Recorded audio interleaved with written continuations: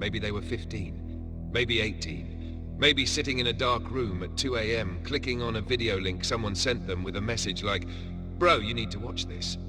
And for the next 2 hours, something happened. Religion started looking different. The news started sounding different. Money started feeling different. War, politics, banks, media, school, history, suddenly none of it felt neutral anymore. And even if you did not believe every single claim in the documentary, the damage had already been done. Because Zeitgeist did something very powerful. It made you suspicious of the frame. Not just the picture inside the frame itself. And almost 20 years later, the question is not simply whether Zeitgeist was right or wrong. The real question is this: did it wake people up, or did it break something in them? And maybe even more interesting, are the people who watched it early now living in the same reality that everyone else is only beginning to notice? This is the story of the Zeitgeist generation. The internet before everything became content. To understand why Zeitgeist hit so hard, you have to remember what the internet felt like back then. This was not the internet we have now. There were no polished podcast empires with neon lights and 3-hour interviews. There were no TikTok explainers compressing world history into 47 seconds. There were no algorithm-trained influencers using the exact facial expression that gets maximum retention. The internet still felt like a basement. Messy, strange, unfiltered. You could find something at midnight that felt like it was never supposed to be seen by normal people. And that mattered. Because people born after 1985 grew up in a strange middle zone. They were old enough to remember television as the main source of reality, the news, the classroom, the newspaper, the official version of events. But they were young enough to be reshaped by the internet. So when a documentary like Zeitgeist appeared online, it did not feel like normal media. It felt like contraband. It felt like someone had slipped a file under the door. And for a lot of people, it became one of the first times they felt the internet was not just entertainment. It was an alternative reality machine. The movie was created by Peter Joseph and released online in 2007.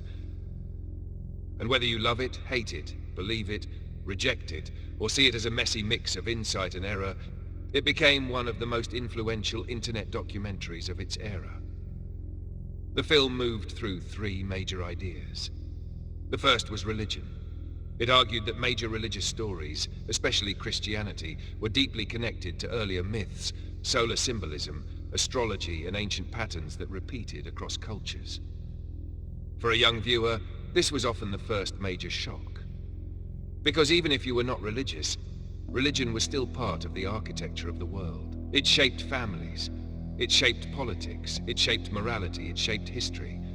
And the film came in and said, what if these stories are not divine truth, but cultural constructions? Then came the second part, 9/11. For many people watching in the late 2000s, 9/11 was not ancient history, it was recent trauma.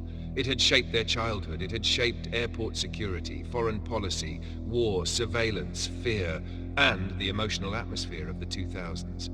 And Zeitgeist did what many internet documentaries of that era did. It questioned the official story. It suggested that the attacks were connected to power, fear, war, and control. For some viewers, this section was electrifying. For others, it was irresponsible. But either way, it planted a question that was very difficult to remove. What if public fear can be used as a tool? And then came the third section. Money, the Federal Reserve, debt, banking, income tax, monetary control. And for a lot of people, this was the part that stuck the deepest.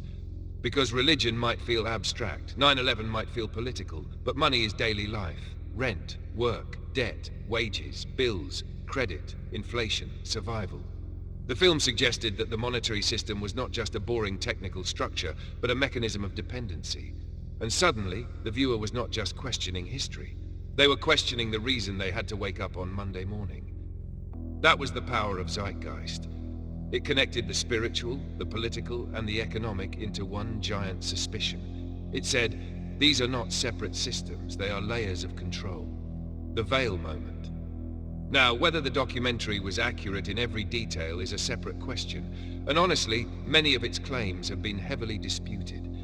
But the cultural effect was real. Because for the people who watched it young, Zeitgeist created what you could call a veil moment. Before the film, the world might have seemed flawed, but mostly understandable. After the film, the world felt staged. The news was not just the news, it was messaging. School was not just education, it was programming. Work was not just work, it was participation in a system. Money was not just money, it was control. And religion was not just belief, it was mythology, psychology, identity, and power. That is a lot to put into the mind of a teenager. Because when you are young, you do not always have the tools to separate useful skepticism from emotional shock.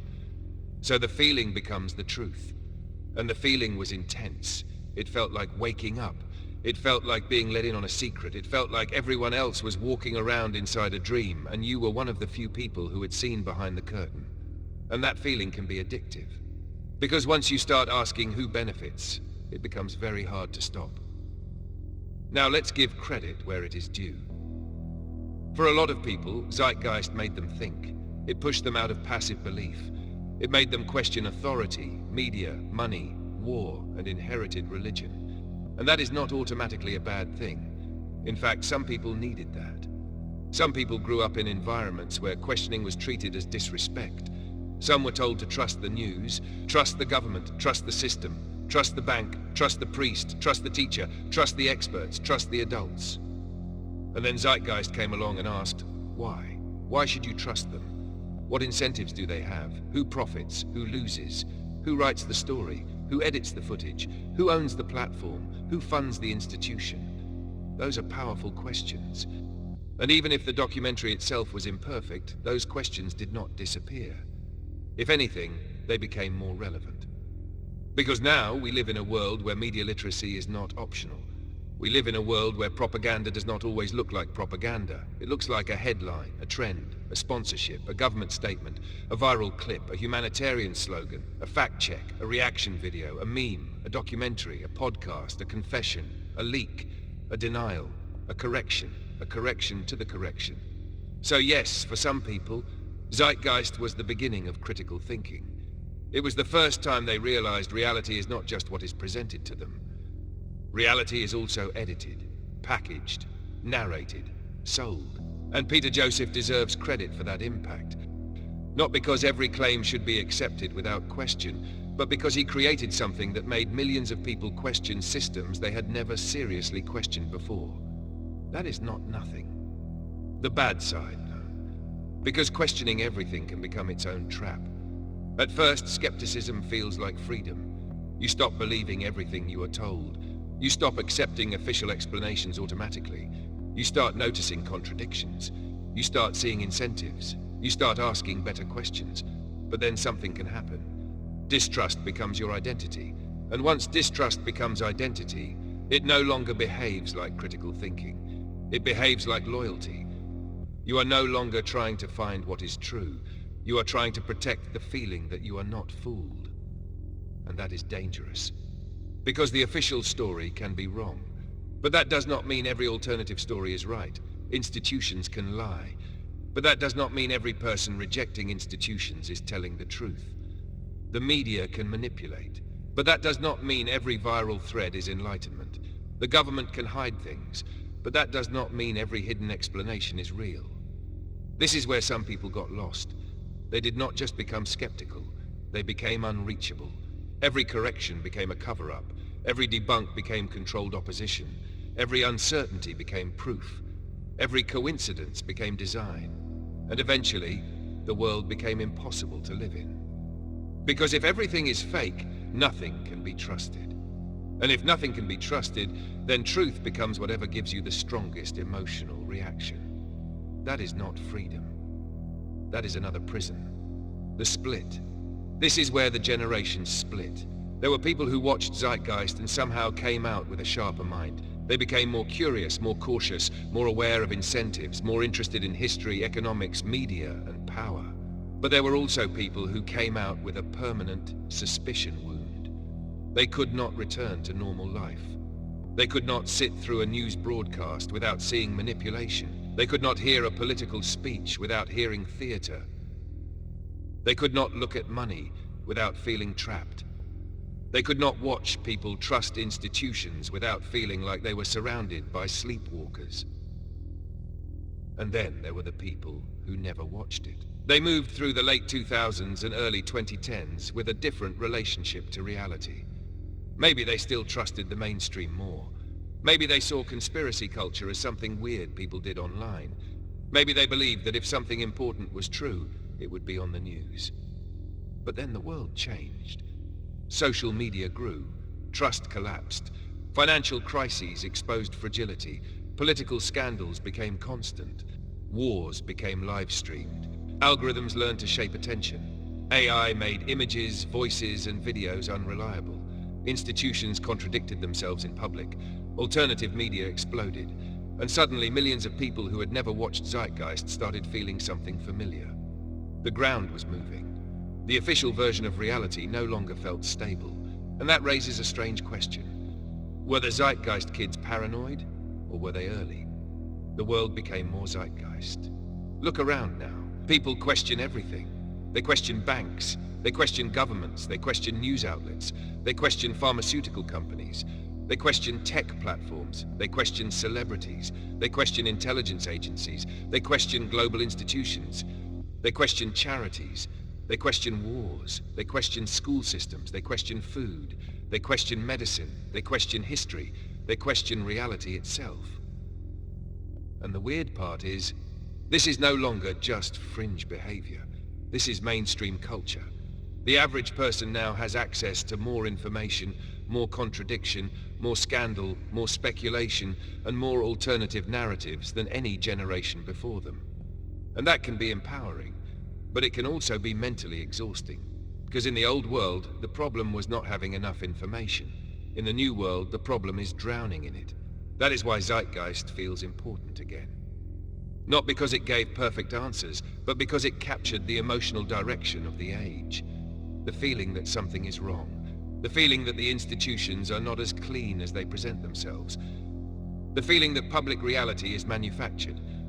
The feeling that money, media, fear, belief, and power are connected. That feeling did not go away. It spread. And this is where Peter Joseph deserves a serious mention. Because whatever you think of Zeitgeist, he understood something early. He understood that the internet could bypass traditional gatekeepers. He understood that music, editing, narration, pacing, and emotional momentum could make complex ideas feel urgent. He understood that a documentary did not need a cinema release or a television network to reach millions. It just needed to hit a nerve. And Zeitgeist hit a nerve. Hard. It became one of those films people passed around like a secret. Not because it was polished in the traditional Hollywood sense, but because it felt like it was trying to rip the wallpaper off the room. And for a generation raised between television and the internet, that mattered. It was one of the early signs that online media could reshape belief at scale. Before the podcast era, before TikTok politics, before algorithmic radicalization became a mainstream phrase. Before every teenager had a supercomputer in their pocket. There was already a generation sitting at a desktop computer watching a 2-hour documentary, realizing they might never see the world the same way again. So did Zeitgeist wake people up? The honest answer is complicated. For some people, yes. It woke them up to propaganda, to incentives, to institutional power, to the possibility that reality is often shaped by those with the money and means to shape it. But for others, it did not wake them up. It overwhelmed them. It gave them suspicion without grounding, questions without method, distrust without discernment. And that is the real lesson. The goal is not to believe everything, but it is also not to disbelieve everything. The goal is to think clearly in a world that profits from confusion. Because after the veil breaks, you still have to live. You still have to decide what deserves your trust. You still have to love people who see the world differently. You still have to build something. You still have to avoid becoming addicted to the feeling of being awake. Because being awake is not the same as being wise. And suspicion is not the same as truth. Maybe that is what separates the people who survived the Zeitgeist effect from the people who got consumed by it.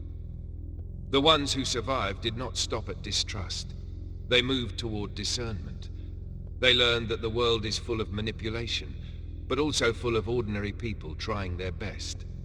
They learned that institutions can be corrupt, but not every event is controlled.